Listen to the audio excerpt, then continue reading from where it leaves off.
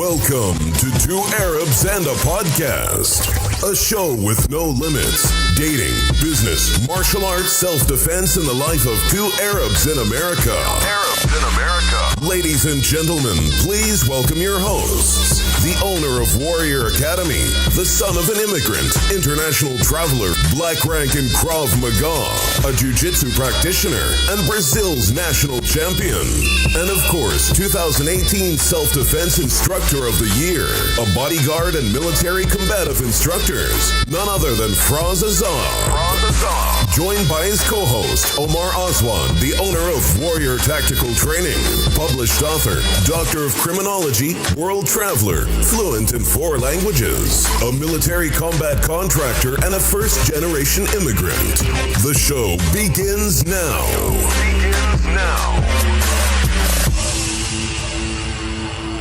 Welcome to another episode of Two Arabs and a Podcast. I'm Omar Aswan, joined by Filas Adab. It's been a couple months now, so we do apologize, guys. It's been hectic. Filas went through surgery, and I'm planning a wedding, which I think is worse than going to hell, honestly. Again, I'm gonna say this. You did this to you. I did. It's I'll quote my good friend Kelly McCann. You did this to you. I guess I enjoy pain and suffrage. I don't know what can I You say. like the mental pain. I think. Exactly, I guess so. That's why I'm getting married and planning a wedding. I'm the guy that got divorced twice, so I should not be giving advice about marriage. So Yeah. So today, it's a good topic that we have. It's about motivation and self-motivation. And I feel like it's a good topic that we've been talking about back and forth for a couple of weeks now. And we got a lot of questions about it. well, we see it also among our academy. I mean, you've noticed how many speeches have been given to talk to the students about that, and I noticed there's like, I mean, we are calling it motivation, lack of motivation, but it's on a bigger, serious level, I think, going on in this country. Don't you think so? I mean, you're the one that pulls statistics and stuff, and I think some of the numbers are alarming of what's going on with the general consensus. I agree with you. I'm looking at a couple of studies, and it says major depression is one of the most common diseases in the United States. Okay. And I mean, depression causes things where lack of interest and Yes. lack of motivation, sleepiness, and things like that. So I think it's good to address like things like depression. Also, here I'm looking at a study that says depression in the United States doubled almost between 2013 and 2016. It went. This is according to Blue Cross Blue Shield. Wow. They released a report. Of course, they're about- the insurance company. Yeah, they're an insurance company. Yeah. They measured the 41 million people that they insure, and they said their diagnostic increased 33% in depression between 2013 and 2016. And it's twice more likely in a woman than a man, but even men are doubling and women are doubling. So it seems like- I honestly see it a lot in men now. I mean, maybe they're going with their statistic because of the treatment. But anyway, on a joke side, I have depression because of my bill from Blue Cross Blue Shield. But you know what's crazy here? They're saying the majority of increase, 63% of the increase, is between kids. 12 to 17-year-olds. Think about that. So they're young adults. So let's not, Think about before that right now. people are going to make assumptions Yeah. because of politics, because Yeah. of this. No. These are 12 to 17 years old kids. They have nothing to do with Trump. They have nothing to do with Democrats. They're just, it's increasing. Well, I mean, the sick part about all this, and I call it sick, the problem is we're diagnosing it and we're just dumping pills on them. We're not helping the situation. I mean, honestly, I'm going to use myself as an example. I mean, if people follow my Instagram, especially I'm active more there, and Facebook I am a bit now, they've seen a shift in me and a change. And a lot of things I myself realized, and I went through a change, to be honest with you. You might not know this, and I didn't tell a lot of people because I don't share, but after my surgery, by a week, I almost died in my bed. Mm-hmm. And see, you looked at me like, what? And I'll tell you what happened. And that was my wake-up call. Well, for the longest time, I've been going like a train. Non-stop. So much business focus, so much go. I just forgot about a lot of things. And, a lot of issues happened along the way. And, you sit and you just hold your anger and you gripe about it and you want to blame this. So anyway, going back to what this thing happened to me, I suffer from CT, which is, from the brain trauma and all that. And part of the things I need to stay away is from heavy-duty opiates. Yeah. Well, they prescribed. My friend came to help me create a time to take care of me, and she was just following what the doctor gave. So it was like a couple of days after, I was in bed, and she heard me making weird noise. So come and knock in, she's like, Fraz, and woke me up. I got up. I felt I was in a pile of sweat. Puke started coming out of my mouth. I ran to the bathroom and I started vomiting and shivering and shaking. I don't know what the hell happened. She of course freaked out, and she started texting and calling Lane. She's like, I don't know what's going on. There's a weird reaction going on with him. Long story short, the doses were too high. These assholes. They just wrote a crazy number from after the surgery, and they just dosed the hell out of me. I literally was gonna die. The doctor said that could have killed me. If she didn't wake me up, I would have choked on my vomit and died. Yeah. So that by itself just gave me kind of a wake up call. I was like, man, that was just like that. You know, but I agree with you. I think that the healthcare overall, and this is not a political talk, is focused on, giving pills, giving pills. Yes. I used to work in a company that, specializes in pharmaceutical stuff, and I see it firsthand, computer stuff. They send bills or, reports to doctors of how many medication they prescribed, so the doctors can send it to the company and get refunded. So they're basically making money off prescribing things, and that's why they treat things like. In the U.S., I remember as a child when I went with doctors in Europe with my dad, they would tell any person, hey, you're overweight. My dad by no means was obese or anything. He was like overweight, regular person. They're like, hey, you're overweight. Maybe you should exercise. Maybe you should do this and here. I go now to doctors and they don't say that to at all. They're like, oh, no, you're good. Here's medication for, heart problems. Here's medication for this. They never mention dieting anymore. Yeah. And I mean, I see it, and I'm sure you see it. Just like this week, I started dieting. And within a week, I was telling my fiance, I was like, hey, I'm sleeping better. Mm-hmm. I'm in better mood. I'm more energetic. I have all these things going on in my life. Versus the general public is obese. Majority of the U.S. is obese. And nobody gives a shit about dieting. And they're getting diseases like depression and things like that. And nobody's addressing it. They're like, here's depression medication. Here is social anxiety medication. Here's anxiety medication. Here's this and that. Oh, yeah. Nobody's actually addressing the fact there is a pill for any complaint you can bring to the doctor. These days. But you can solve 90% of the problems. I'm not saying all of them, at least 90, by diet and exercise. I will get to that right now. That's why what you said, you hit the hammer. It's not just diet. Diet and exercise is part of it. There's another thing too, but diet, which is what you eat. We've messed up the whole word diet these days. They think it's cutting weight and this. No, it's a healthy way of eating. Your healthy diet, and so we kind of put a stigma on it.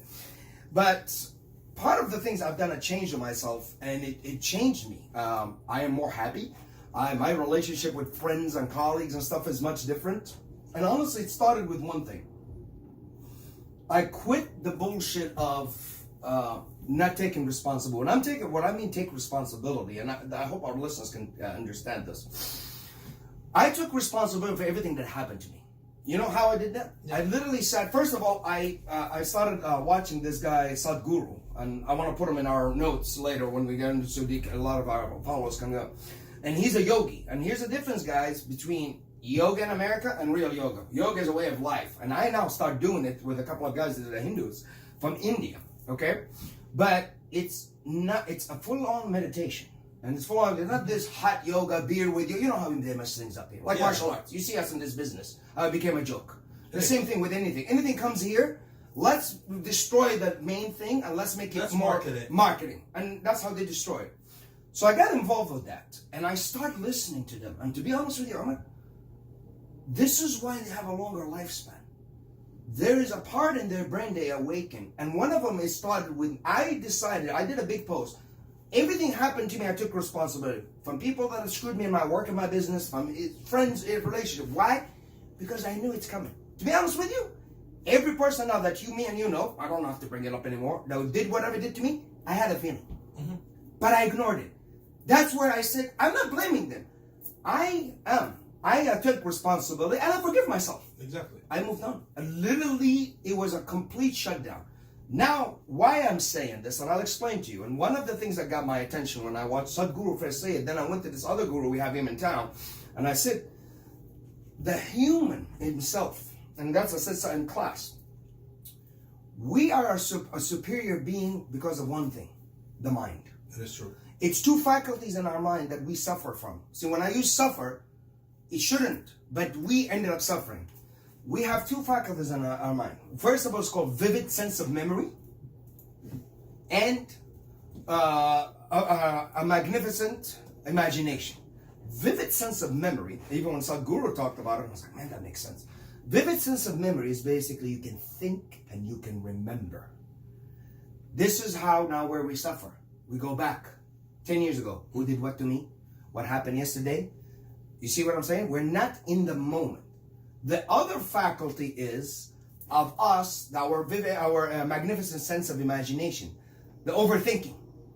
You can use your imagination, which is called the thinking part of how to solve something. That's fine. You need that. But what we do is we overthink and worry about things coming up. See, that's what sets everybody. We don't live the now. And to use it with the animal kingdom, on the simplest example, you can, the difference between why you don't see animals sitting there, basically, go after a cat or an ant, one of the smallest things outside. You come to it, it doesn't know you. It's not going to sit there, it's like, all right, I'm so depressed, just fucking get it over with, step on me. Mm-hmm. They fight. No. Why? Because they're living the now. See the difference? They value life. We don't. And this is where the difference happened with me when I started living today. I don't care about yesterday or tomorrow. If it happened yesterday, that's a lesson. All right, I got it, I moved on. But if I start thinking, I look at my account, oh my God, tomorrow, and all the stresses I live, the businesses, it ate me up.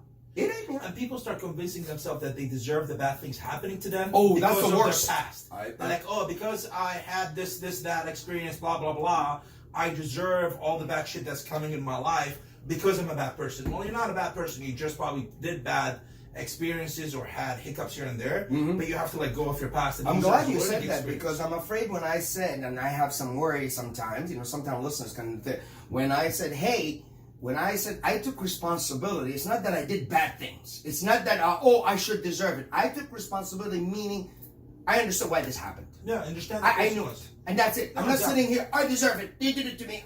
No, not at all. I think it's the same thing in relationships. If people start taking responsibility, here we go. And instead of saying, "Oh, she broke up with me, she's a piece of shit," blah blah blah, you could easily say, "Well, I wasn't treating her as good as she deserved. Maybe we're not compatible." Take personal responsibility. I feel like that solves a lot of things. There's a lot of time all of us sit down and think about that. Actually, in a lot of our relationships. But I feel like it's getting worse, because recently I had this conversation. And a quote-unquote man told me, he's like, well, a man never apologizes. I said, if he never apologizes, then that basically never takes responsibility. Yeah. Then he never admits what he did was wrong. Yeah. So how can you learn from your mistakes if you never acknowledge that you did something wrong? Even though you know it's wrong, I'm not going to acknowledge it. I'm like, that's a bullshit mentality to have. But I feel like that's the general mentality. It's like, never own up to things, never take responsibility, and just blame it on everybody else but yourself. Versus, things. And I mean, just going back to the obesity point. Okay. Because... we both have discussed this before, even on the podcast. We've seen cultures like the Middle Eastern culture, European culture, where depression rates are not this high. By no means. You have countries that are war-torn, and they still don't have depression as much as the United States. We'll give them an example of when the bomb, when it goes off and people still playing soccer. Exactly, drinking tea, and it's 200 degrees weather, there's no electricity. Really? But what I noticed is, and I was just talking to my dad, even the sizes of the shirts. Because I was looking, this size I'm wearing right now, it's an American company, I wear large. When I went to Versace just recently to buy a shirt, my size is 4XL. When I told my dad, I was like, hey, Dad, you're in Turkey, can you send me a shirt? He's like, send me your measurements. He goes, well, I can't find 7XL. I'm like, what do you mean 7XL? He goes, well, your size is 7XL. I'm like, no, I'm not 7XL, I'm large, Dad. He goes, no, your size is 7XL. So in Turkey, I'm 7XL. In Europe, Versace, Gucci, all these brands, I'm 4XL. In the US, you're like, oh, you're just large. And obesity does contribute. Like I was looking at this study that says obesity is often associated with things like sadness, anxiety, and depression. So what my theory is, and obviously there's no proof, but it's a theory, that if obesity causes anxiety, depression, lack of motivation, and things like that, then what makes us think that the majority of people who are obese are experiencing these things, but instead of somebody telling them, hey, you're fat, that's why you're actually feeling anxious and depressed, we're going to the end and be like, oh, you're depressed, you're depression medication. And I mean, this 2010 study found out... Omar, by the way, that's not a theory. It's proven that it's true. No, exactly. What I'm talking about, it's scientifically even proved about what you're saying. That's what I'm going to mention right now. The 2010 study found that people who are obese are 55% more likely to develop long-lasting depression over the course of their life over people who are not depressed. So we have a general population, and I mean it's a cycle, because you have a general population that's fat as fuck, they don't want to exercise, because they're fat as fuck, the food they're eating, they're feeling sluggish, depressed, anxious, lack self-confidence, they don't want to exercise because again, they don't have the motivation to show up to the gym, and on top of it, they start developing, oh, I'm depressed and I'm this and that. And I've had this conversation with one of your students, by the way. I told him, I was like, hey, you're depressed because you stopped showing up for 2 months. I know. Maybe if you show up, you wouldn't be depressed. And he's like, no, I'm depressed. It's like, no, you're depressed. And they just put it on Facebook. I It's a don't cycle. understand. Yeah, It's a cycle. it's a cycle. Voicing, hey, everybody, I am depressed. That doesn't help. No, show up and do something about it. Yes, that's the thing. And well, this is what I want to get into. You know, obesity is part of it, but I tell you what, there's even people that are not obese are depressed. I know, but it's more likely to be yes. due to obesity. And I feel like the general public in the United States is obese. Oh, they don't take care of themselves here big time. There's a pill and an excuse for everything, and there's that. And you know, the old me would be hard to fuck up, do this. I'm not into that kind of life anymore, to be honest with you. And I am more of, I give an advice, and you don't do it. I don't anymore. Exactly. You see, even my posts, I'm more calmer in that because I figure I get so charged up because of some student quitting, and I felt like it's almost like I treated it like a loss. Because you invest in every Yeah, and then so now I was like, no, what I do is my joy. It was started becoming not my joy, and I had to figure out where's my problem. Yeah. It was that. So it's like, they quit. What can I do? I put the energy out. Be that there are more students come in that want to learn and continue going. The thing is here, and I tell you that a lot of the problem with not just the whole food and that, people here have depended so much, and I've worked in the mental institutes and all that. They want somebody to always guide them. There's nothing wrong to seek help. Absolutely, that is nothing wrong with that. And we all have coaches. We all have, I do, all that. You have to do something, and if you don't do something, it's not gonna happen. No, it's not. But again, it comes down to people don't want to take responsibility, and I feel like it's a cycle. So I'm talking a specific, or not a specific example, just a general example. Yes. Let's say you're fat, you develop depression, and you lack self-confidence. You don't want to go out. You're like, oh, I don't have the quote-unquote motivation to go to the gym. I don't want to do anything about it. And then you sit in sorrow and cry yourself on Facebook. I'm depressed. I'm fat. I can't make my relationships work. And it's everything. It's like domino effect. Everything falling. But if you take the first step, and maybe instead of going to a doctor and getting prescribed for depression, stop the cycle early and be like, hey, let me go join an exercise program. Let me change my diet. Let me force myself to go out. I mean, honestly, if I every time I woke up and I didn't feel like going to the gym, I didn't go to the gym, I probably wouldn't have exercised in the last 6 months. Mm-hmm. But it's like, hey man, I'm really tired. It's Monday. It's fucking long as fuck. Do I really want to go to an hour and a half of ass kicking Krav Maga? I really don't. But what I do is I force myself to show up. It's not like, oh, I'm sitting here waiting till God sends me motivation and I'm like, oh, now I'm motivated to go. I love it. No, I just force myself to do it. And people always ask me, they're like, how do you find motivation to go all the time? I don't.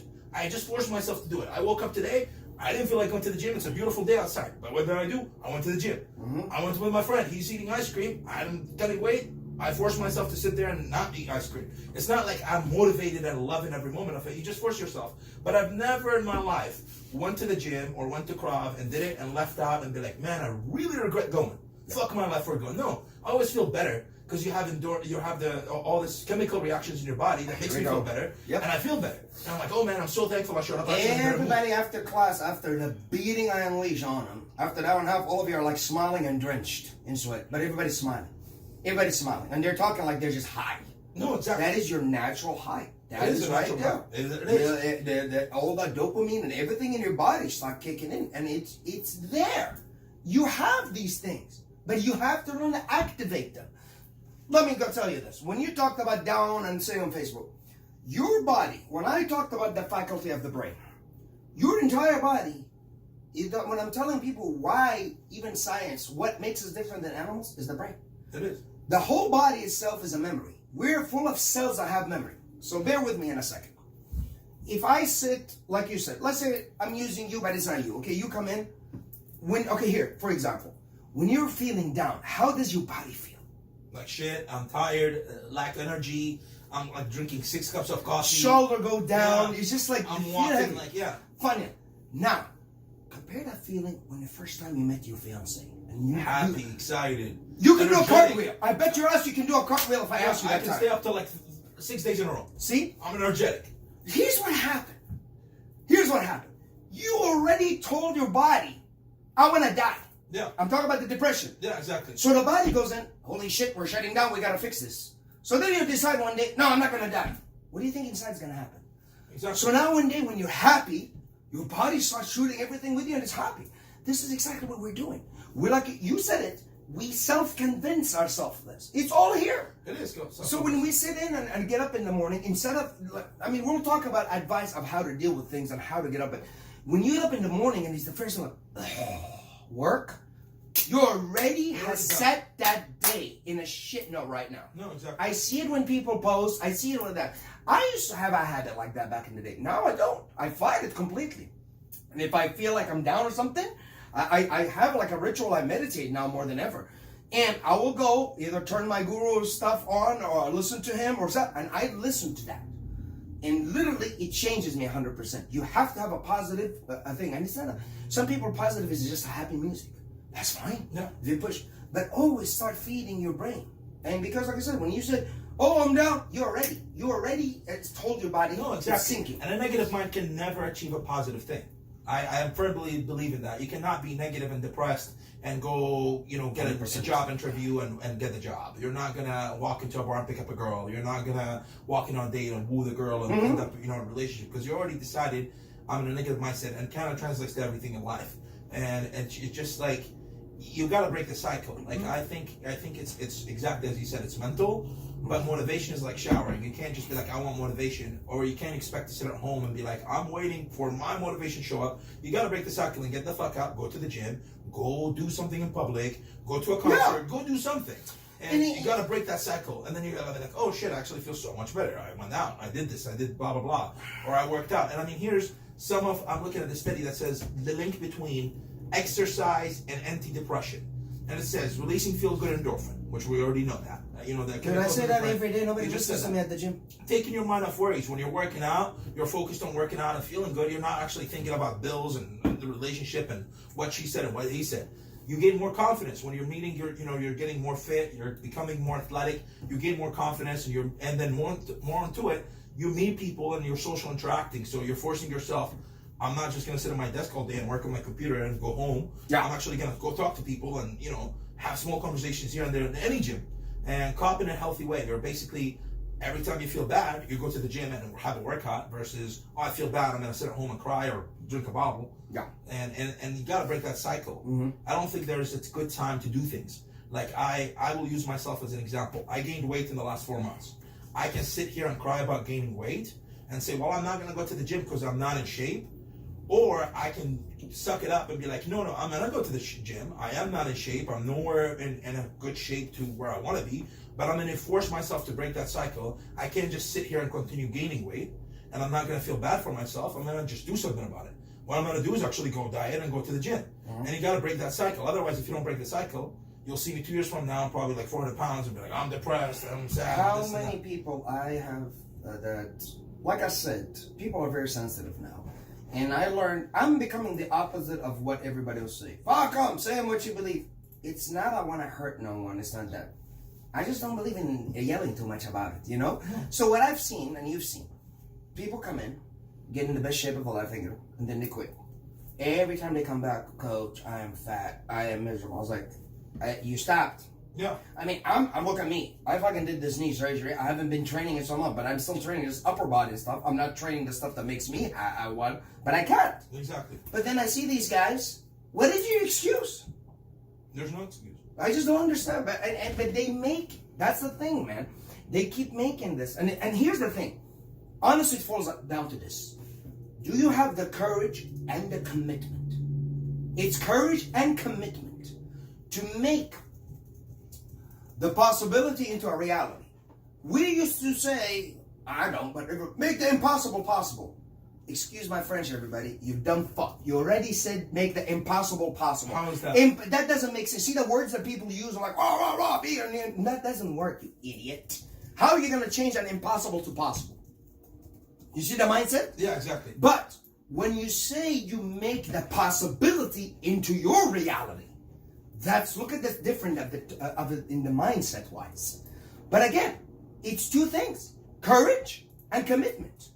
It is and a courage and commitment to travel the distance to make that possibility into reality. And it's not easy. It's a lot it takes. But man, when you commit it, it will happen. Something will come out of that. And that's a lot of people take their eyes off of it. No, exactly. And I agree with you 100%. It's what you do, what you surround yourself with. We talked about a previous podcast we had about who you surround yourself with, and how being around negative Nancy's. And it's if you're surrounding yourself with the wrong people, then you're going to be in the wrong mood. As simple as that. It's contagious. If I start sneezing, most likely somebody will start sneezing. If I start yawning, more likely you're going to start yawning. It's about that. When I'm in good mood and everybody's in good mood, it's just like that. Translates. Energies are translating. Yeah. And if you wake up in the morning and say, I'm dreading going to work, why don't you wake up? Like I do that. When I wake up and I'm like, fuck, man, I'm really sleepy. I don't want to go to work. I'm like, what if I was unemployed and not making this salary? How sad would I be? I'll be fucking wishing for the job I have. So I wake up and I'm like, oh no, I'm actually thankful that I have a job. I'm thankful that I'm making money. I'm thankful that I work in a nice place. I'm thankful for this thing. You start thanking things. I do a game in the mornings. I do the 3 things. Just wake up in the morning when I'm laying down. I'm like, 3 things I'm thankful for, just in my head. And I wake up and I'm in good mood. I wake up and I'm nice and things. I even tell my fiance, I'm like, don't ever discuss anything bad. Like you have a flat tire, don't tell me till 2-3 hours into the day. Yeah. I don't want to start my day with a negative thing. If the car burns down, good, we have insurance. Don't tell me till 3 hours passes. I don't want anything bad at all. The first 3 hours, I want to be in positive mindset because that will set my day. When something becomes bad, I'm like, I'll deal with it. Yeah. Versus if the first thing I wake up and said, oh, I have flat tire, fuck, the day's fucked. I know. I've been through it this week. A couple of people text me about they're seeing somebody do this. I'm like, I don't want to look at this stuff early in the morning to hear this stuff from who did and what happened and all that. But when you talk about negative energy, for instance, best example, the academy where you train at, my academy, right? Yeah. Have you noticed the latest energy we have in the academy? Yeah. Once we get rid of a lot of negative people. Yeah. All right. The energy just went up. Both sides. Exactly. It's just like a whole different thing. And it's not like I kicked off 20, 30 people. It's a handful, like 4 or 3 people. And you see how contagious they made, like a dark cloud in the place. And you have to just make sure you know to cut that. You can't keep that going. And like I said, when I took responsibility, I've seen behavior and I neglected it. It was like, I'm giving more benefit of doubt. Man, negative people can't change. There is miserable people that will take you. And I've made that mistake of trying to change it again person. I did that. They brought me down with them. Yep. And instead of me bringing them up, they brought me down. And it's you can't deal with negative energies because they see everything as negative. Versus positive people, they see everything majority of time or force it or fake it to feel positive. And instead of me feeling negative about everything, I just feel positive about things. Well, see, honestly, here's another thing. Faking it is not correct. I'll tell you why. There is a positive everything when you look at it. When there's something bad happened, and you look at it, all right, you just said, I wrecked my car. No, I'm going to tell you about me. One douchebag hit my damn fucking car. Yeah. Again. And this car has been cursed like for a year or 2. Yeah, like 4 wrecks. So it happened. I looked at it. And I was like, well, the bumper didn't fall. No fire. My car didn't explode. Yeah. I'm okay. It's drivable. It's okay. There's nothing really severe with it. I'm like, yeah. Man, back in the day, me, I would have thrown a tantrum. I would have posted, F these people that don't know how to drive, blah, blah, blah, blah, blah, and continued, and then have the people, yeah, fuck that motherfucker. You know how it is? Yeah. And then you go on that. And it's a continuous thing. It is. And I have to I honestly figured out my own ways, and the way after this was just like, I'm not going to simmer in it. For instance, I don't know if I got to mention this because that's the problem. But I get somebody like so-called competitors go on my Google and give me the worst defaming review ever. Back in the day, I would have went nuts and went and attacked them. So I went and looked at it. I was like, man, this is low. This is not correct. So I complained and I filed a Google complaint. They deleted it. Everything wiped out.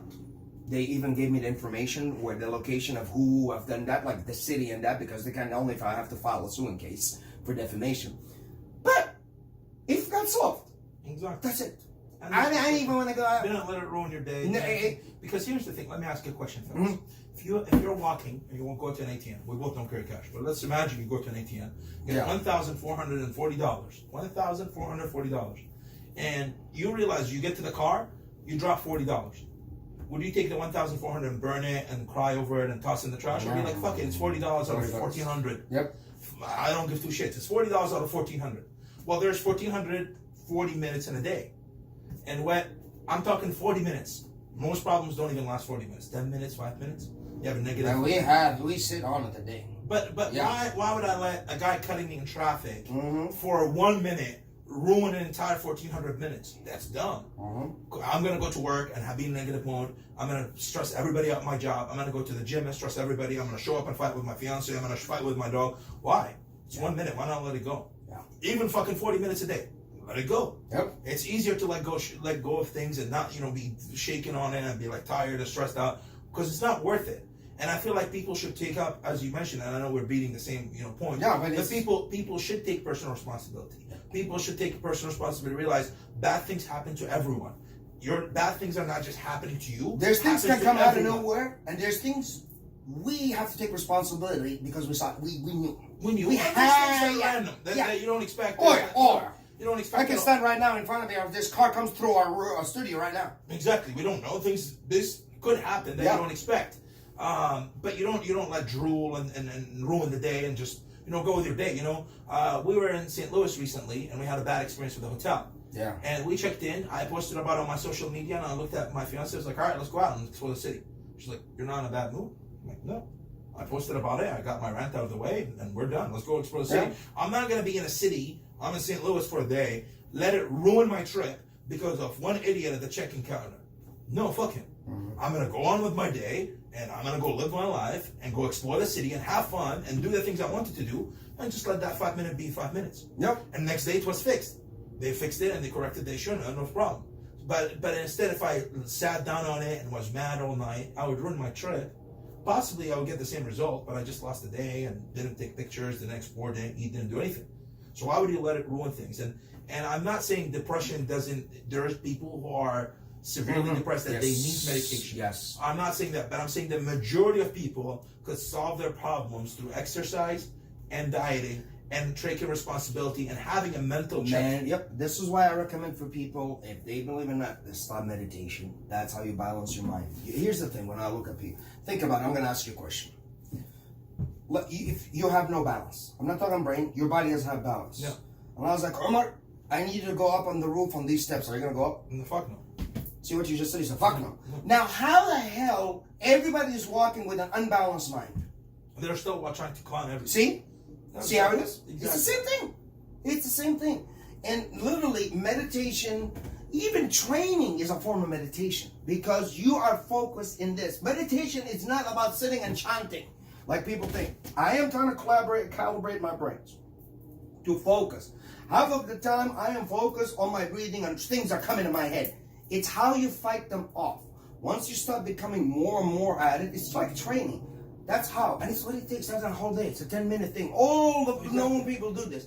It's just, like you said, yours is like, I get up, I am thankful. You're 10 minutes. That's a form. No, exactly, yeah. You're quiet. You're focused on the things it is. And that's it. That is. You people need to understand they need this. When it comes to diet, it's the healthy form, how to eat healthy. Make sure how you pick up your veg and even the meat. I'm starting to read things sometimes. I mean, I'm not a vegan or vegetarian. I'm kind of cutting a little bit because I even started thinking, man, sometimes I overdo it with so much meat. Sometimes I was like, it's slugging me, No, but just try it. I mean, I invite people, try it, go for 2 weeks. I'm not telling you to go on juice diets and do crazy shit. No, I'm not saying that. I'm saying go for 2 weeks, eat clean. Eat, good meat, eat good veggies. Don't eat I sugar, went honestly on a fish and vegetable for a couple of weeks. Yeah. I feel different. Just try it out. Don't cut the donuts, cut the sugar, stop drinking Starbucks coffee. Go to the basics: meats, veggies. And there's nothing wrong by doing that other stuff. You have your days to cheat and enjoy it. Try it for 2-3 weeks and see how your body reacts. You're gonna notice you're sleeping better, you're feeling better, you're more energetic, you're more doing things. You don't need as much coffee. You're happier in yourself. You're more confident. You're lighter on your feet. And just try it out. And if you like it, it doesn't have to be drastic changes in diet. And I think that's the other thing is when it comes to motivation, people set unrealistic goals. And they set unrealistic goals. I need to talk about that in a second when you say goals, yeah. And they fail, and they're like, oh, I'm a failure. No, you didn't fail. You just set a goal that was not achievable in the time frame. You can still going. And if you set a goal, if I set a goal, like I set a goal right now to lose 15 pounds in 30 days, that's a pretty big goal. If I don't manage to achieve my goal, does not make me a failure. It just makes the method I was doing to lose weight not effective. Sometimes your goal could be so big for the time frame, for even the time frame of your life. Exactly. Some people have died not finishing their goals. Doesn't mean they were failures. That mean it was a great goal. As long as you're working towards your goal. Yes. As long as you're trying. Well, here we go with that one. When you said goals, And this is something I even challenge my students about. And it's this culture that has this problem. First of all, my issue is when you say life is a race. Okay? Life is a race. So what is the end of the race? The end of the line? Death. So why am I racing? Right now, as me and you sitting, our life is ticking. Exactly. But do you see me now? I was like, oh, we got to be doing this an hour because I got to enjoy my next 2-3 hours of whatever I have in my life. No, because you have to live in the moment. It's to be in the now. And when you say goal, goal, goal, this whole thing here, this is a goal-oriented culture. Just goals, goals, goals, goals. It breaks down to this. And unfortunately, they teach even in school. Set a goal. I set a goal. Then what? I don't have an idea how to achieve it. So, here's when it starts. It starts all with an intention. You just said it. I want to lose weight. That's not anything. You just said it. Yeah, it's not. So this right now, set a course to your mind. I want to lose weight. Now, here's the kicker. To the next after the intentions comes the process, which is the most important because the process is the end by itself. Because if you commit to the process, something will come out. Exactly. And you just said it in a different form. You said, it might work or not. That's the process. You maybe fucked up something in a way. I fucked up the process, not the goal, though. No, that's what I want to get with you. Hold on a second. So when you said messed up, you didn't finish it. You didn't get to the goal, right? But the process itself, something could have gone. So you have to redo something. But they don't focus on the process, Omar. They focus on the goal. The goal is the consequences. I am doing this because of this. No. Now you already set your head and you set your mind. You set your own trap. You have trapped yourself right now. So, I want to lose weight. That's my intention. Or like me, I want to. I'm getting my own building. I announced it. I'm getting it. This is what I'm doing. But you have to have a process to get. To me, at the end, if I put it that, because I'll be so disappointed because of the process. So now I'm focusing on the process. And that's the thing. When you so engrossed, something will come up. Again, it falls to what I said. Do you have the courage and the commitment to travel the distance? And that's your goal. The distance is the goal. But everybody wants to just race. And if you lack how to get to your goal, that's fine. Then no. But here's the problem with that. If I say I want to lose weight, and I lack knowledge about how to lose weight, I'm most likely gonna fuck around for a day or two, not lose weight, and then I'm gonna lose my quote unquote motivation and be like, fuck it, I can't achieve it, I'm not built to lose weight. Well, yeah, you are, but my method was not correct. Maybe if I hired a coach and asked him how to lose weight. That's part of the process. That's part of the process. Maybe. But I also believe part of the process is fucking up. It's fine, but you can't have fuck ups basically say, I can't do it. Well, that's exactly because they're thinking about the consequences. Because you could learn from it. If I, for example, I'm gonna, for when it comes to weight losing, if I do, a certain diet, everybody's different. For me, carbs are the enemy. A lot of people eat carbs and are fine. My fiance eats fucking donuts every day and she's perfectly thin. I can eat one donut and gain 2 pounds. Yeah, so especially the region we're from, it's very common on genetics. So it's genetic for me. Yep. So if I start doing a diet, which I take online and says, oh, this is a weight loss diet, and it's a lot of carbs, I'll end up not losing weight or not as fast as I want to. Versus, I can't just be like, oh, I fucked up. I didn't lose weight. I can just look at the process, learn from it. What did I do wrong? What did I not do right? Maybe adjust my numbers. Maybe increase protein, lower carbs, do this, do that. It's adjusting the process. You can't just be... You learn from the experience. If you go to a job interview and you don't get the job, you don't quit applying for jobs. You're like, hey, what did I do possibly wrong in the job interview? Maybe I lacked the confidence in certain answer. Maybe I didn't know the answer to a specific technical question. Maybe I didn't. I was not making enough eye contact. Maybe I was not dressed nicely. You learn from it, and then once you learn from it, you go back and move forward in the next interview, and you'll learn every single time. And I mean, honestly, this can be applied to everything. Like when I recently a friend of mine, one of the friends, and you know him, before he was leaving town, he was asking, he's like, Omar, how did you get so good to talking to women in public and you make friends with people and like very social butterfly? And I said, I wasn't always like that. When I used to go to bars in college, I was an awkward kid. I had problems talking, but like me forcing myself to go to the gym, I forced myself to talk to people. And the more I talk to people, the more fucked up, awkward conversations I have, the more I learned. because I would have a fucked up, awkward conversation. I would walk away and be like, man, I fucked that up. Yeah. Man, I was awkward talking to this girl. Man, I was awkward talking Well, to this person. how many? It took you. And it took how me many tries? It took me a lot of fuck ups to I'm like, oh shit, I shouldn't do this, I shouldn't do that, I shouldn't do this.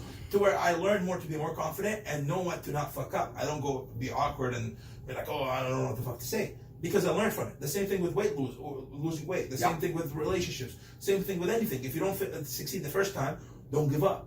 There's thousands of examples of people who failed and they still did it. Oprah Winfrey, Walt Disney, all these people who failed and failed and failed. What's his name? The guy from Tesla failed multiple times. Didn't he almost he lost everything? He almost declared bankruptcy. He sold his car. I remember one day he was crying when everybody turned against him. Yeah. We saw how he looked up to his heroes. Now he's on top again. Yeah. And things like that. Oh man, successful people that everybody just see when they're. I mean, I tell you, I be honest. If anybody other than so many close people have known how broke I've got in this business, sometimes they wouldn't do it if I share my story. Everybody think, oh, look at his car and his house. Like, motherfucker, you don't know exactly how hard. Like a lot of students to come to the academy for those 3 hours, 4 hours, they don't know the prep we do all day. No, exactly. Behind the just scenes. showed up. Yeah, and I have to bring my energy up for them and that. And unfortunately, people don't see that. It is the process. It's like one idiot, I'm gonna open a gym and do like that. And I was like, it's not gonna be that easy. You're gonna open a gym and people open it. He opens a gym, and I advise him. Every day he used to so much bitch. I was so glad I cut my friendship with that guy. He was so negative and miserable. And of course now he makes me his enemy. He's like, he thinks because I just cut him out. I cut him out as a negative and just an ethical guy. But the thing is, the amount of complaints. I told my coach one day, I joked with him. I was like, am I gonna open my gym? He's like, yeah. Did I annoy you every day like this? Because if I ever did, I am sorry. He was like, no, you never did. No, but the person is negative. No, I know, yeah, but I just thought. Yeah. You know, maybe I was in a, but yeah, I know. I'm just saying because it's in a sarcastic way. I was telling him too when I was talking to my coach, but he said the same thing. He's like, "No, that's a negative person. I mean, you just see them." But you know, here's the thing.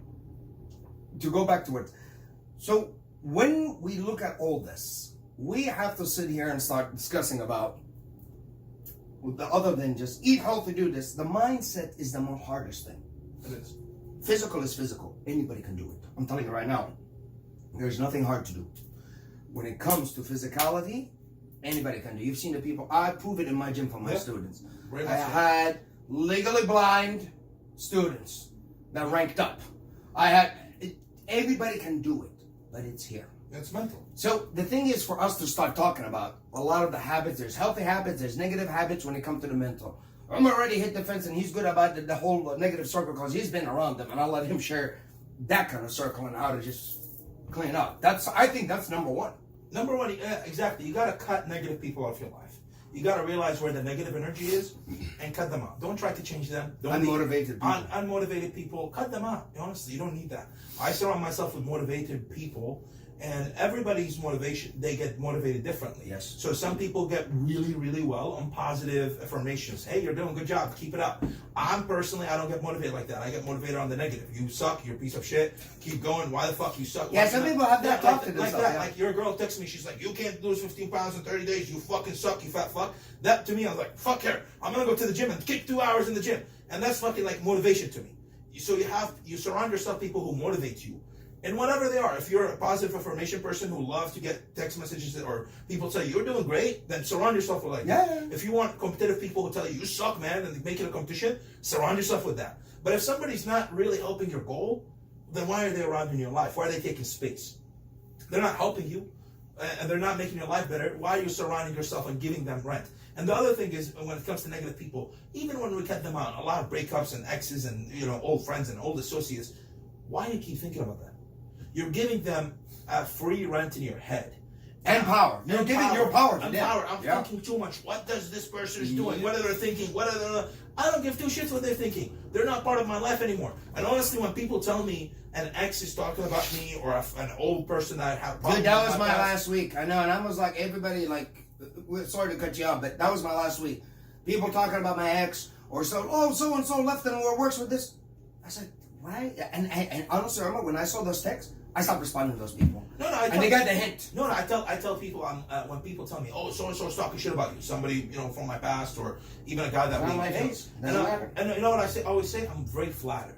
I'm very flattered that they think about me and they take that time of the day to still think about me and talk about me. Because obviously, I play such an important role of their life. Dude, you play an important role in other people's life. I never see so many people go after you. I know, I have a lot of people going after me. But you know what?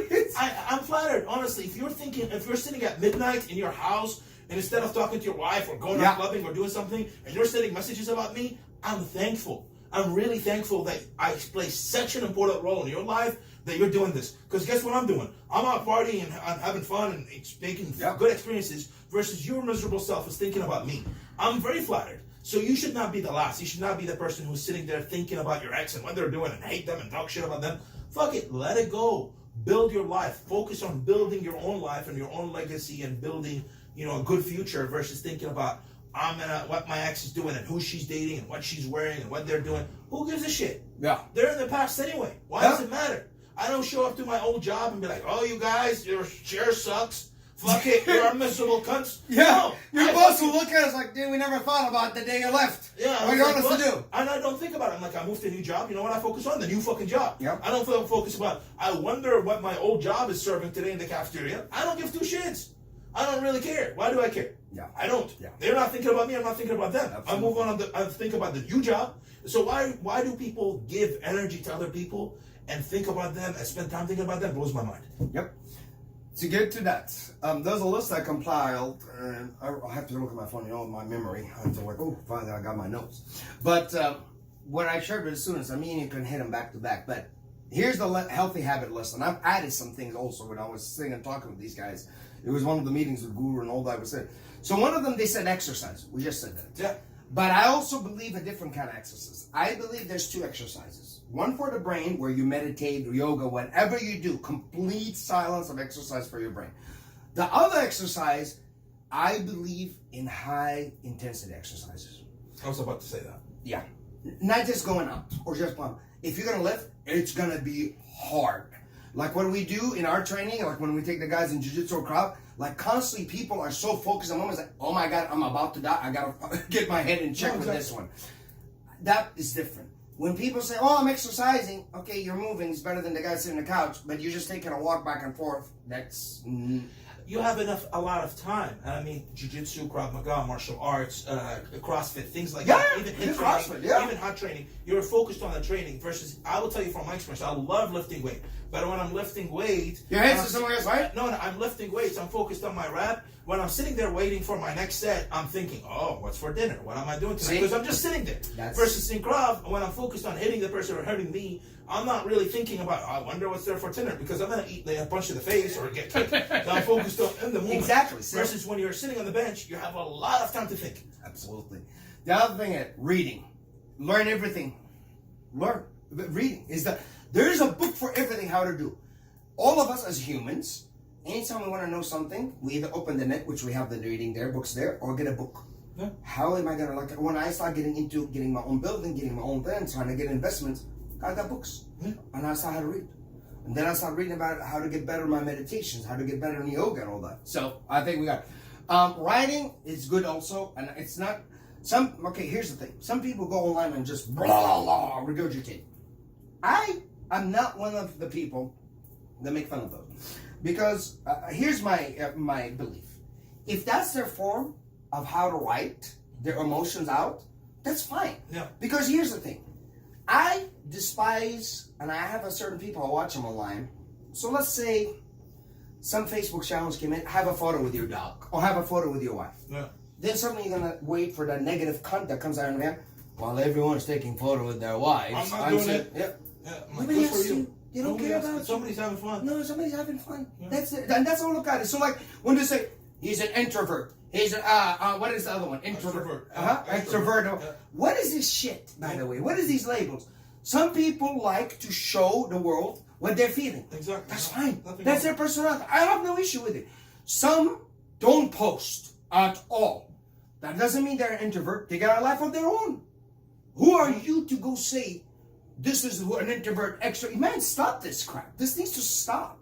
And I think that's part of it. So when I get back to the whole writing thing, it's part of it. Social media now became the writing. Some people write. You post a picture, then you put how you're feeling about things. That's just the way it is. That's fine. And some people do it secretly. They get a paper, write it, burn it. Exactly. I agree with you 100%. And when I say this needs to stop, it's literally the labeling of others. Like, honestly, this is one thing, and I said it to the students. If I treat students of how they were before class, they will not come to my class. No, exactly. So the same concept work. How you are now, right now in front of me, matters. How Umar was yesterday, it does not matter. No. How is Umar going to be tomorrow? It doesn't matter because I wouldn't know. Be the moment.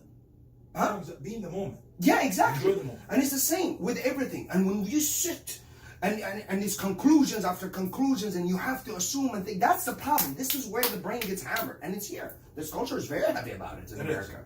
So we're talking now about writing. Meditation, balance your mind. That's very good. Walk is part of it, by the way. That's why I tell people, oh, I'm walking, exercise. I was like, it can be a form of meditation, but you're just walking. Don't call that it. Don't walk with your phone at Starbucks and walk to be able to think and clear your mind. Exactly. Not be walking with your phone, listening to music, texting and Tindering and with Starbucks in your hand. And that's the problem now. Everybody's doing this. I mean, we have become a generation that we have so much easier things in our hands. We are to be. Do you agree when I tell you we are the most spoiled, relaxed generation of any other generations have? We have everything in our hands. No, exactly. And that's not good, in my opinion. It's good to be disconnected sometimes. Yes. Like on my last trip, I turned my phone off. I put it on airplane mode. We were out. I took a couple of videos, posted the videos, and put my phone on airplane mode. And one of my best friends, she was like, "Hey, what happens if there's an emergency and they have to call you?" I'm like, "I'm in another state, and I'm not a medical doctor. So if my nephew breaks his arm, yeah, I would like to know, but it's not going to benefit me knowing right now versus tomorrow morning because I can't do shit about it. So might as well send me a message. They don't have to get a hold of me right this fucking second. They're like, and then why are they calling me? I'm in another state. Why don't they call 911? Yep. So we can say, adding a point, unplug. Unplug. Yeah. Unplug from technology. Yeah. Okay. Every now and then. I like that. I need to do something like that. Repetitions. 100% I believe in. Everything you have to do is repetitions. Training, meditation, right? Anything you do, you have to start getting the reps in your life this time. That's the process. Of course, we talked about eat healthy. Stay honest with yourself. That's what I had to be. Yeah. I took responsibility. I had to be honest with myself. And like you said, sometimes when we make crazier goals, it goes wrong. Hey, I fucked it up. But there's another way. I gotta figure out a way. Kindness. That's another thing we lack here. Go help. Do something. Be nice to people and the things you say. You never know what the struggle of people are having. Yeah, exactly. It's not about being hard on people and cussing everybody out. Yep. But you never know. Like sometimes saying a nice gesture, somebody can make their day. And it's happened to a lot. It happened to people. Yeah. I help somebody around the corner or, say something nice to them and they're like act very surprised and it makes their day. I'm like, thank you. There's some posts I throw out sometimes. No idea. I just put it. I get somebody's like, I needed this today. Yeah. I'm like, okay. Instead of you saying, yeah, assholes, yeah. So, the other one, the big one, which me and you are harsh about, travel. Learn the difference between what you need and what you want. Travel to a place that doesn't have all the wants you got. Go see how other cultures live. It's like when I get somebody on Facebook and try to talk about other cultures that didn't leave the state of Missouri, I was like, please shut up. Just please shut up. No, exactly. And just to kind of go further on this point, because we just talked about this a couple of weeks ago, I made it on my Facebook, so we'll kind of share it here. Traveling outside the United States gives you a new perspective. You're dealing with new language, new culture, you're seeing things differently. Sometimes you'll appreciate the United States more. You'll see, oh my God, we live so much nicer. We have this. And sometimes you're like, holy fuck, this country has so much nicer, blah, blah, blah, a certain aspect. So it gives you more round approach. And everybody's going to say, well, it's expensive travel. A flight from New York to Paris is $200. $200. There's a flight right now from Chicago, because I fly in flights all the time, so I can travel. I found a flight from Chicago, direct flight, Chicago to Tokyo, round trip for $250. $250 from Chicago. You mean serious? Yeah. Wow. You can go to Jordan for $500. Go to Israel for $400 from Chicago. I mean, it's not going to be first class, but you're No, I'm not talking about first class, but you can take a flight from Chicago to Jordan for $500 round trip. You can go to Turkey for $400. You can go to Israel. You can go to Europe. Most European countries, you can go to Germany, Italy, all these countries for less than $300 from either Chicago or New York. It's not that expensive to travel. Hotels, if you really want to do it, you can do it. I have a friend who just came back. She did a month in Europe. She literally took a trip for like €400 or $400, and she stayed in hostels, which is, you know, a room shared with multiple people, all girls. And she traveled. She wasn't trying to travel for luxury. She was trying to travel for experience. And she did it. So you can, I promise you, and you're listening, you can send me a DM, I'll tell you how. You can travel to any country, almost any country in the world, for less than $1,000 round trip and hotel. Most countries. So do it. Get a new perspective. Go to Italy, go to Rome, go to, you know, the Vatican, go to Israel, go to the Middle East. You get a new perspective. The world has changed, man. It's very more connected than ever now. It's easier now than what it was. And break stereotypes. Like I've had people, you know, send me messages, and they're like, oh, like just recently, this girl sent me a message. She goes, oh my God, I went to Lebanon, and oh my fucking God, I had such a negative stereotype about Lebanon, and I walked in, and I can't even party as hard as they can. It's a party city. I was like, exactly. Yep. Like, it's a major. Well, remember that idiot that sent and found it was Indian, and then she said, "Do you guys take a shit on the floor?" Yeah, exactly. Remember that dumbass? Yeah. Well, we're not Indians. I know, but I had to tell her, I was like, no, and that's not always happens in India. And then she kept pushing, and then I said, "Do you fuck the plumber every time he comes to the door?" And she's like, "What?" Because I watch TV. Exactly. She didn't like that answer. Yeah, exactly. So, but anyways, that's funny. So, things to stop negativity and how to correct your mind. First of all, blaming. Stop that shit. Take responsibility. I'm telling you, I've done it. It's like shit can happen. Hey, do understand, I believe, there is really, really piece of shit people out there. Trust me, there are. And they will do piece of shit stuff to you. Trust me, I agree with you. But it's not going to change them by blaming them. It's not. You just gotta accept it, take responsibility. I've been around this shit, I gotta get out of it. But like I have a certain friend that I cut off my life recently because she is a negative cunt and she caused too much drama. But instead of me saying she is a bad person, I blame her, no, I took personal responsibility and I said it's my fault that I lack judgment and I allowed myself. Well, you got bit a few times and you kept giving chances, right? And I gave her chances more than she should, and I allowed myself to be friends with somebody who was not really a good part of my life, and I cut her out. Versus I can sit here and blame, oh, this and that, she's that person. But no, at the end of the day, I allowed her in my life. So it's technically my fault. Yep. Another thing is a biggie in this country, I saw. Successful people are greedy and selfish. Wrong. I'm telling you right now. I have met a guy that I am like going through desperate thing with loans and stuff and having so much problems with this and frustration and just, you know, an entrepreneur life is hard, man. Especially, you know, with a business room. This guy, out of nowhere, he's just successful. He said, he looked at me, he knew me from one of my assistants. He said, I want to help you. First thing I said, what is in it for you? He's like, nothing. I've been your place. Yeah. And somebody came one day and helped me and showed me. I want to help you out and show you. So, and this guy is loaded. So you can't just sit and go with the stigma that this country taught you. Every rich person or successful person is the devil. Sorry, they really work for that. There's scumbags, I agree. That's not the majority, I'll tell you right now. But if you look at their entrepreneurship efforts and what they get, well, nobody sees that. They don't. They see just that. see the they success. Don't see that. And then people, you know what I really hate? This is my personal thing. I see this on Facebook. It says, "Oh, so and so gave $2 million to a good cause." Oh, piece of shit only gave $2 million. Yeah. Well, how much did you give? I'm not talking about. No. I'm not gonna say $2 million. But let's say you make $100K. Did you give $200,000 or $20K off your income? That's 20% of your income. They give 20% of their income. Yeah. Then what? And you're like, oh, that's not enough. Then go there. When you start giving 30% of your income, we'll talk. So it's percentage wise. This person makes 10 million, he gave 2. Yep. You make 100, you give 0. So who's better? Absolutely. The other one, believing everything you hear, and you don't have your mind of your own. You don't research. Absolutely. People, they read the banner in one article. So can you just click on the damn article, see what's the date and what is it, if it's the Onion or what is it, or you know what we always laugh when people, boom, shared it, oh my God, the Muslims are coming and they're in our trash bins. By the way, this is a sidetrack, but talk about that. There's a show on Netflix right now that just came up. I just watched it.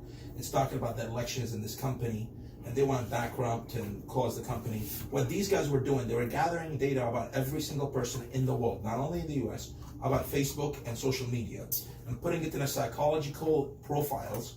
So basically they create psychological profile and send us ads specifically related to things that they know will trigger us. So let's say you get triggered by women's rights, they make sure to send you things about your candidates that specifically say something about women's rights. What did I say? Stay away from politics and religion. No, exactly. So they literally target. Yeah. So what you're seeing on your Facebook is different from what you're seeing. And this company, by the way, before people say, oh, Trump this, Trump that, this company worked on the Obama campaign and they worked for the Trump campaign. Yep. And it became public. The company announced it and they basically declared bankruptcy. And I will link it and the name and the thing. I can't remember. Yeah. But it's a good show on Netflix. Oh, I gotta watch that. I didn't know about that. So I heard something. Actually, my coach Nick Hughes told me something about this. Yeah, it's crazy. They literally they talked about the elections they won all around the world, and they took campaigns like Brexit, Trump, Obama, things like that. They basically take a campaign and know how to market it to specific people to show you. Like, for example, they talked about, and just to keep it brief, talked about like they will target people who knew are from certain psychological background to show them ads about Hillary Clinton with the name Hillary with the O in it as handcuffs of the Clinton. So they literally made a logo that specifically shows to people like that. Versus people who had psychological triggers about military, they start showing them Benghazi ads. People who had that makes sense. I get these guys that share shit, and I keep telling them, where the fuck are you getting these things from? She said, so basically, to make it simple, they're gathering about 600 points on people. And what they're doing is, they say, oh, you're interested in military? We'll show you Benghazi. You're interested about, you hate Hillary or women? We show you men achievements and anti-woman things and about cheating Hillary and her husband cheated on her and she's not qualified to do.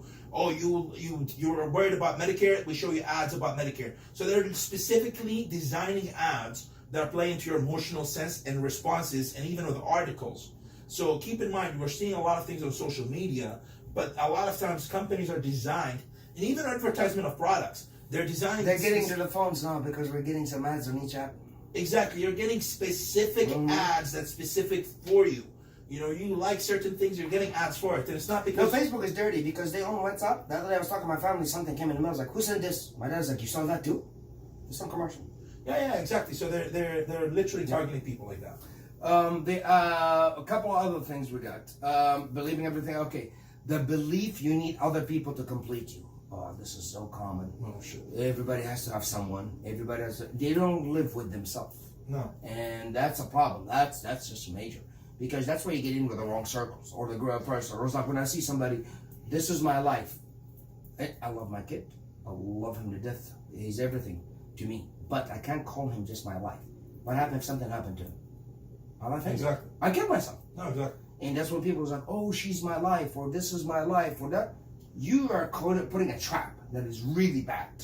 No, exactly. And I feel like, my last breakup, you called me to check on me, like, how are you doing? And I was like, no, I'm good. Because I designed my life in that specific way that, yes, this person is a good part of my life. They're a positive person. I like them.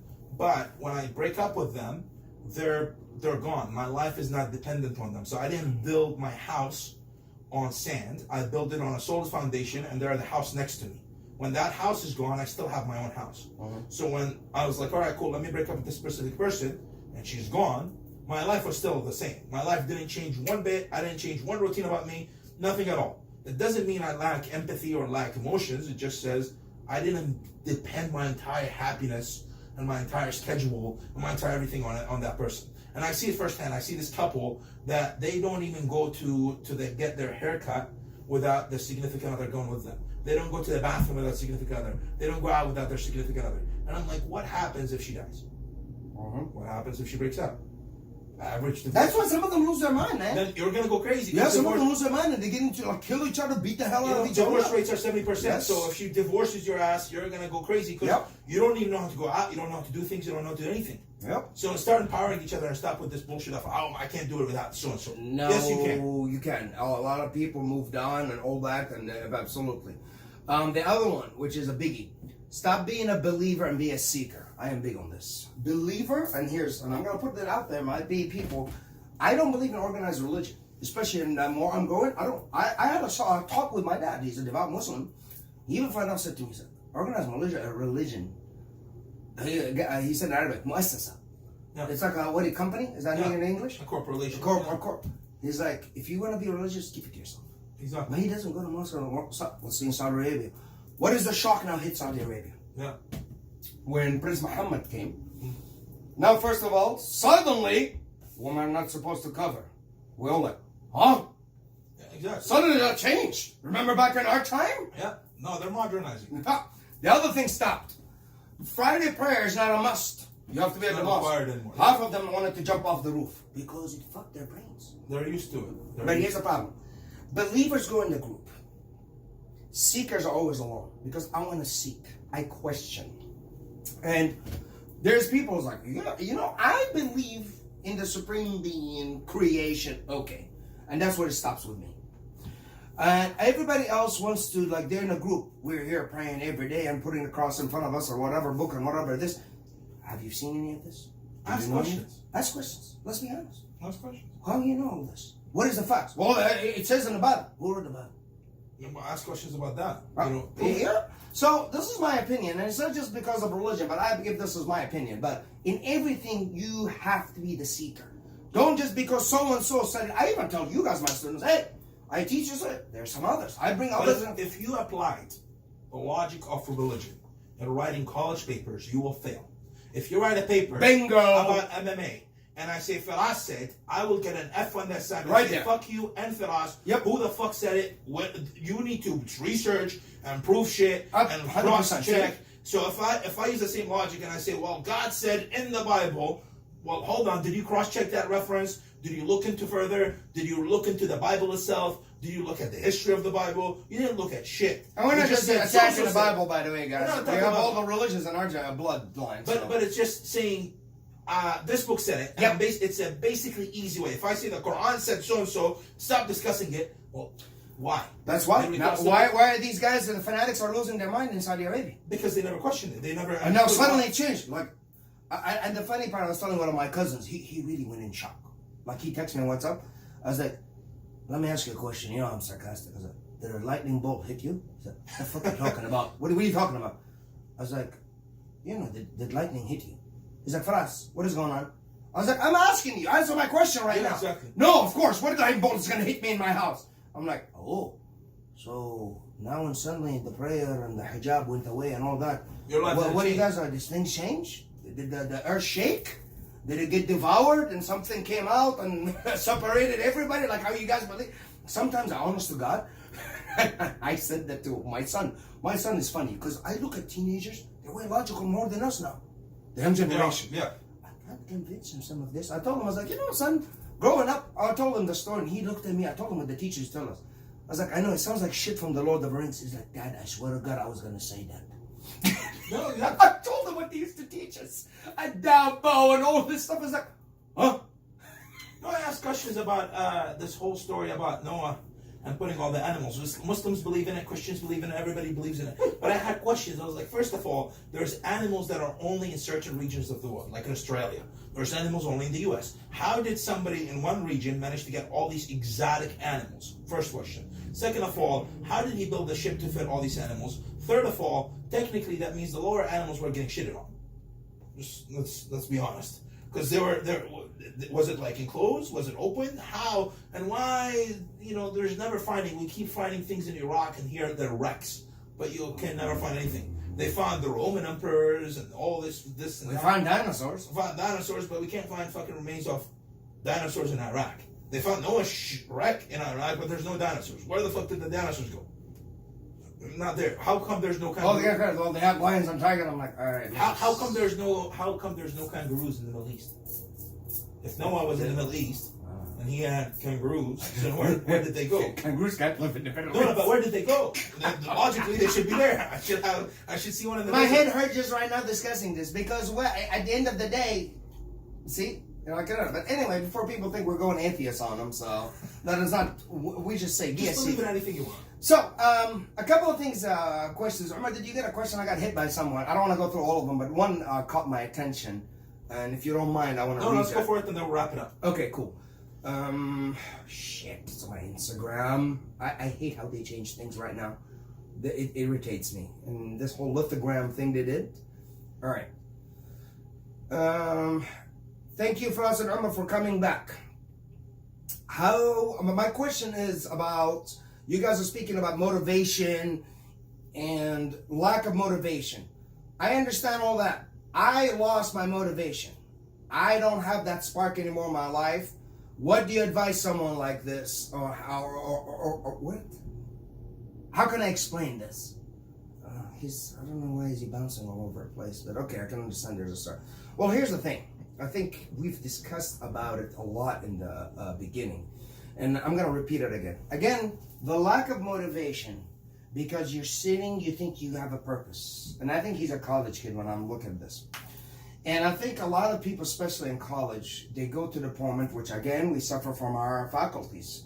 A vivid sense of memory and a great imagination. About the future. Yep. So what's going? Boom, boom, boom. They're not in. I understand. We've been students, and the whole time, like, oh my God, where am I gonna go? Where am I gonna?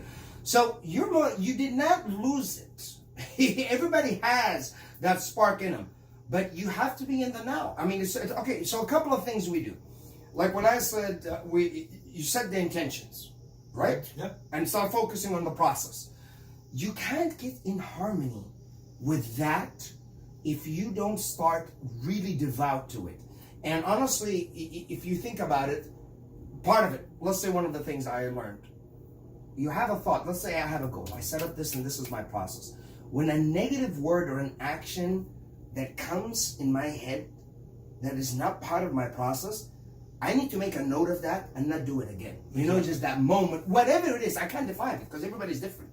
Your negative moment is be my different negative moment. Maybe like to you, you'll have somebody say, "Shut up, you fat fuck." That's not negative to you. That's something empowering to you. Yeah. I'm the opposite. Somebody says that to me, sets me off like really different. Yeah.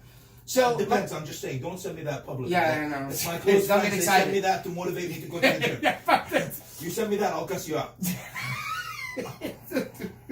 So a lot of this you have to change it because so you can you're aligned. You look at your mind and your body as an alignment. If anything like clicks alignment like the car, what happens? It keeps going left or right. Yeah. Realign yourself, and the best way is keep your best intention. This whole process, this whole thing that we're talking about is of consciousness. How you regain your consciousness, because honestly, once you get back to that middle ground, you'll figure out, man, half of my life I was unconscious. Yeah. Because you're not being in the now. You're in the past or in the future. I mean, he's a college student, and I truly understand what they're going through. Yeah, if I can add my perspective to it. First of all, realize three things. Are you lacking motivation on something that is important in your life? Are you a college kid and you don't have motivation to go to college anymore? Then understand this is a process to take you to the next place. Then you have to force yourself to not be motivated, but force yourself to do the work. Because it's temporarily and that's going to take you to something else that you will feel passionate about. If it's something not important, like let's say all of a sudden you don't feel motivated to lift weights, but it's important for you to be healthy. Well, don't lift weights. Go fucking running marathons. Go do yoga. Go join a jiu-jitsu gym. Go join a Krav gym. If it's not important to you, if you're a bodybuilder and you're all of a sudden you're like, oh, I don't feel motivation about lifting weights, then suck it up and force yourself to do it. And then that motivation is going to come back when you start to keep getting it. It's a habit. Once you start going to the gym on a daily basis, you're going to get that habit back. But if I'm all of a sudden doing, yoga and I feel like, oh shit, I'm not really motivated about it. Is it really important to me? No, fuck it. I don't need it. Quit it. It's nothing wrong with quitting things that are not important to you. If you don't like the job you're doing, change your career if it's possible. If you're lacking motivation about something that's a big part of your life, like for me, weightlifting is very important of my life because it helps me in other things. So I can't exactly quit weightlifting and start becoming a runner. So what I do is I force myself to go. College, if you're in college and you lack motivation to go in college, trust us, we all been there. We all lack the motivation. But you show up in the morning and do it, realizing, you know what, I'm going to graduate and I'm going to make set amount of dollars. When I was in college, my motivation was 100K. It was like, I'm going to graduate and make 100K. I'm going to graduate and make 100K. And force yourself to do it. Suck up now to achieve your next goal, quote unquote, because this is the process. The process you don't have to be passionate about the process. As long as it's the you have to be committed. You have to be committed. Yeah. Committed. Yeah. But if it's, and again, it depends on what the process is. College, yes, you want a good job, then yeah, fucking the passion comes with commitment. Sometimes you fall off on it, but everything we're passionate about is what we want. But college by itself is a whole different animal, man. I mean, you're there. You're there. That's why I'm looking at him, and I knew immediately. And I was like, yeah, you're there. You're in a process. Just be 100% committed to it. All right. So a couple of things I want to leave before we wrap it up. One things. Like when I was talking about this, a lot of this, it really requires a tremendous mental and physical effort. Don't you agree? I agree. It is. It entitles constant moment-to-moment monitoring. You have to monitor it. And when I say monitoring it, habits, your movement, your words, your thinking. See, that's why I say that's why they say it's not easy. Healthy habits. Yes, but you have to monitor it. You have to monitor on a daily basis. Yeah. And don't get us wrong. When Omar was talking about sometimes you gotta, I'm telling you, give yourself right now the authority to say, I'm having my fuck off moment. Nothing wrong with that. Dude, I had 1 week, I kicked off, I was like, fuck it. Yeah, that was my last weekend. I needed this. Yeah, I was like, I'm done. And honestly, part of it was my surgery. When I saw myself getting up and then I'm like, you know what? I'm unplugging right now and they're doing. So you have to monitor every thought and the words and your deeds. And then you also be involved in choice making consciously. That's what I was trying to get to. Stop being conscious about your choices. When you change, you're unconscious. Basically, you're just shooting from the hip shit. Yeah. I was one of them. I was big time one of those. When somebody pisses me off, boom, I just shoot from the hip. No. And it's like I said, it's a process of how to start becoming conscious. Man, once you hit that level, you'll be amazed at what you can. It's basically, I want to leave with this quote. I'm gonna then continue from here.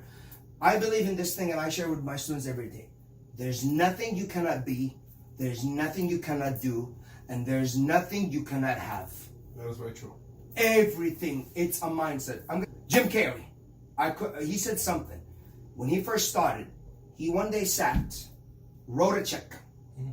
A check to himself. In 5 years, he will get paid $10 million for acting service rendered. He wrote in the memo. So I left it in the wallet. It crumbled and deteriorated. He got a contract for Dumb and Dumber for $10 million.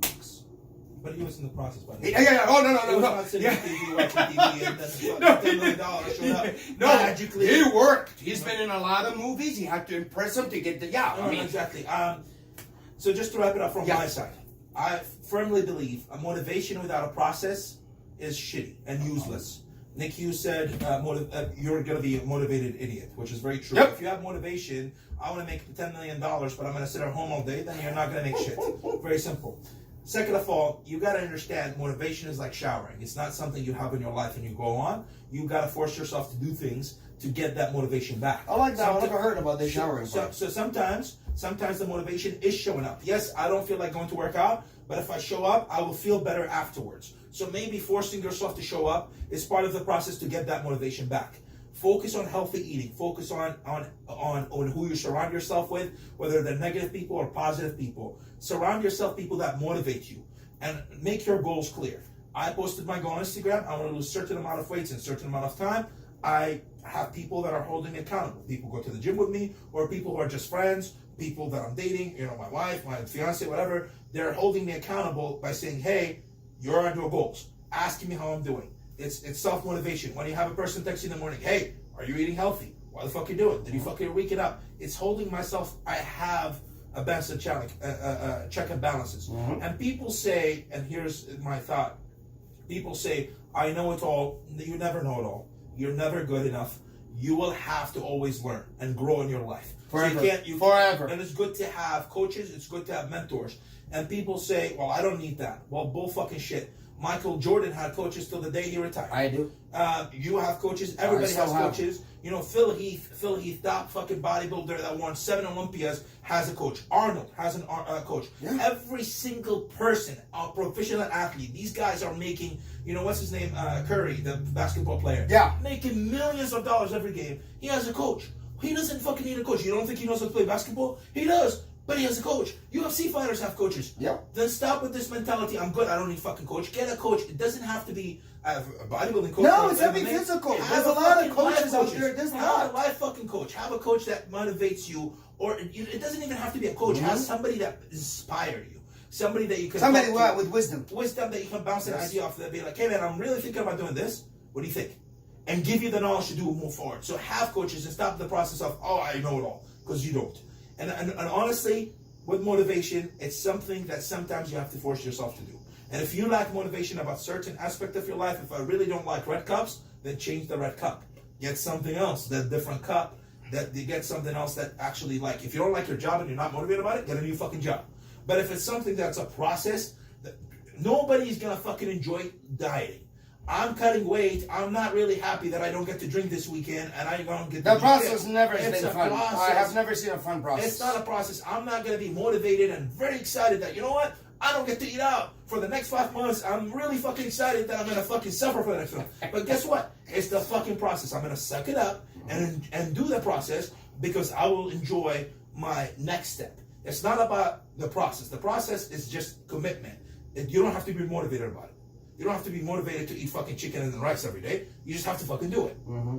And I think that's wraps it up for us. We went way too fucking long. We did? Yeah. An hour and 20 minutes. Okay, well, let them. They missed us and we missed them, and we're going to kick it off. So anyways, it's good to be back, guys. We're going to start kicking off things. We got a different format coming up. First of all, good job in the studio, Amar. Yeah, exactly. We're going to be on YouTube. We tried to be on YouTube. We'll see let's see how that works. I think we got the camera up there, so we'll see how that We'll goes. see. And we have a couple guests that are very interested in joining us. We got a nice list of guests this time, yeah. We have a list of guests that are literally waiting It's for just me on the literally, show. we're trying to balance because we felt when we sat, me and Omar, and talk about our goals for this podcast, because trust me, this is our baby. This is something, and I'm going to say it on this podcast, this is something that's going to take off, and you guys are going to say, those sons of bitches said it. But we're in the process. We're learning from basic. We fucked up cameras. We fucked up microphones.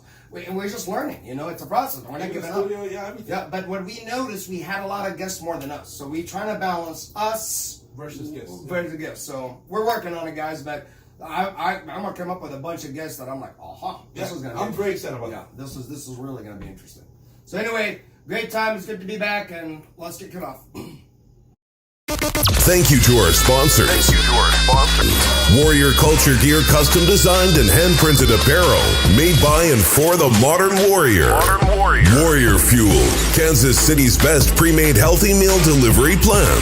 Feed the warrior in you.